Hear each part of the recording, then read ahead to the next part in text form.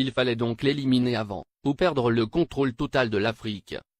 Voici toute la raison qui guida la France, les États-Unis, la Grande-Bretagne et leurs alliés dans leur campagne contre Kadhafi. Monnaie, Fonds monétaire africain, Banque centrale africaine, télécommunications, transport, États-Unis d'Afrique. Mouammar Kadhafi avait ingénieusement tout planifié, se fixant comme délai l'année 2014 pour la création de la Banque centrale, le Fonds monétaire et bien d'autres encore pour affranchir le continent noir, après un demi-siècle d'indépendance aux allures de parole suivies d'aucun acte ou de gouverner sans régner. Après avoir émis l'idée en 2000, lors du sommet de l'Organisation de l'Unité africaine, il a obtenu la création de l'Union africaine quelques années plus tard. Le guide libyen pousse le bouchon plus loin. Satellite africain et Afriquia, deux idées concrètes pour l'unité. Mouammar Kadhafi pousse ses pairs à acheter un satellite africain pour que l'Afrique ait son indépendance en matière de communication. Il préfinance cet achat avec plusieurs centaines de millions de dollars américains. Il s'est dépensé sans compter. Ainsi, pour acheter le satellite africain, il a mis 300 millions de dollars sur la table, témoigne Moustapha Cissé, ancien ambassadeur du Sénégal en Libye, et ex-conseiller spécial de l'ex-président sénégalais Abdou Diouf, en charge du monde arabo-islamique. Le guide de la Jamaïria libyenne offrit ainsi Rascom CAF 1, le premier satellite de télécommunication entièrement dédié au continent africain et ses îles. Il a été mis en orbite le 20 décembre 2007. Cela a été le premier lancement de l'histoire pour tous les pays africains. Kadhafi lance également la compagnie de transport aérien, Afriquia Airways, qui assure la liaison entre les capitales africaines et régions du continent. La compagnie offrait 4 vols réguliers entre Tripoli et Dakar, Abidjan et Le Caire, et bien d'autres. Beaucoup de gens utilisaient la ligne Afriquia pour aller à Paris.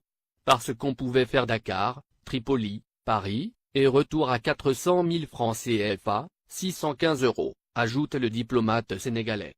Alors Tripoli était devenue une plateforme de communication entre l'Afrique, le monde arabe et l'Europe. La monnaie et la Banque centrale africaine en 2014.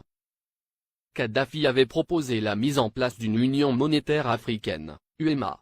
Il avait dégagé 30 milliards de dollars pour la création de l'UEMA qui devrait avoir Yaoundé au Cameroun pour siège. Il avait également prévu la création d'une Banque centrale africaine, BCA, qui devrait installer son quartier général à Abuja, la capitale fédérale du Nigeria. Il était question que cette banque africaine commence à émettre une monnaie africaine à partir de 2014. Ce qui ne plaît pas aux Occidentaux, parce que ça nous permettrait de nous passer du franc CFA, et des autres monnaies qui ne font que briser nos économies. Kadhafi avait une politique africaine très dynamique. Du Sénégal au Tchad, en passant par la Guinée, la Côte d'Ivoire, le Ghana, le Libéria, le Bénin, le Togo, le Nigeria, le Niger, le Mali, etc. Le guide libyen a investi des milliards de dollars dans les secteurs agricoles, hydrocarbures, hôtellerie et tourisme, et dans l'équipement. Au Mali, le plus petit investissement libyen est chiffré à 50 milliards francs CFA dans l'industrie hôtelière.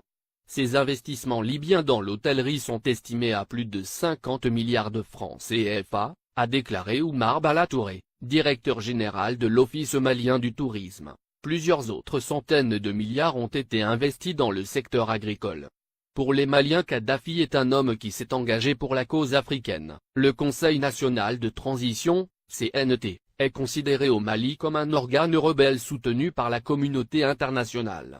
Dès le début de la révolte à Benghazi, et l'entrée de l'aviation étrangère, des associations musulmanes et des partis politiques avaient organisé à Bamako des manifestations de soutien à Kadhafi, dénonçant une invasion occidentale. Le guide libyen a, par ailleurs, dégagé plusieurs milliards de dollars pour la création de banques sahélo-sahariennes au Sénégal, Mali, Niger, Mauritanie, Tchad, etc., et le rachat de plusieurs compagnies occidentales en Afrique pour réduire leur emprise sur les économies du continent. C'est par exemple le cas de Mobil Oil, du groupe américain, ExxonMobil, qui est devenu Oil Libya dans la majeure partie de la sous-région ouest africaine. La Guinée-Conakry doit sa toute première chaîne de télévision à Mouammar Kadhafi. Il le lui a offert au nom du peuple libyen comme présent au peuple frère de la Guinée en 1979. Il a également équipé l'armée guinéenne, de l'armement lourd aux uniformes des soldats pendant plusieurs décennies. Sans compter un appui financier gigantesque. La vie des Libyens de l'ère Kadhafi. 1.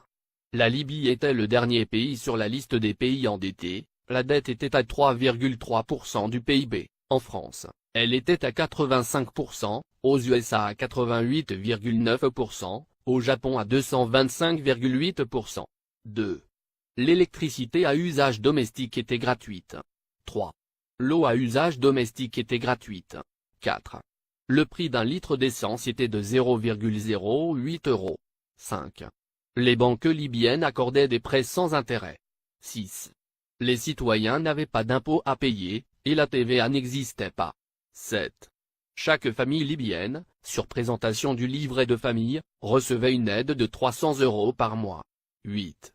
Pour chaque étudiant voulant faire ses études à l'étranger, le gouvernement de Kadhafi attribuait une bourse de 1627 € par mois. L'ONU, la France et les USA ont bombardé la Libye pour défendre leurs intérêts, objectif principal, détruire la création des États-Unis d'Afrique.